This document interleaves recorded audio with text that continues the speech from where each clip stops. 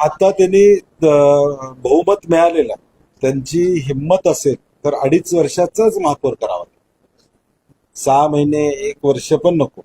आम्ही कधी म्हटलं नव्हतं. आम्ही म्हटलं होतं की महापौर पदाची कार्यकाळ जी राहील त्या पद्धतीनं काँग्रेसची सत्ता आली तर महापौर पद त्याच कार्यकाळामध्ये राहील. आम्ही तुकडे करू वगैरे असं कधी बोललो नव्हतं. त्यामुळे आमची विनंती आहे की 2.5 वर्ष महापौर हा राहिला पाहिजे.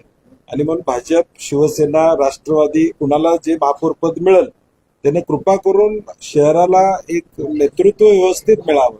त्या महापौरांना देखील काम करायची संधी मिळावी. कारण की वर्षाच्या महापौर पदावर पहिले 2 महिने सत्कारात जातात, शेवटचे 2 महिने राजीनामा मागण्यात जातात, काम 8 महिने होतं त्यातले सुट्ट्या.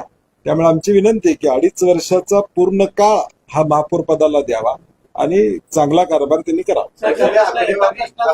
हे आहे गोकुळचं श्रीखंड. अगदी जिभेवर रेंगाळणार. जिभेवरच नाही तर मनावरही रेंगाळणार. गोकुळ श्रीखंड, मनावर रेंगाळणार.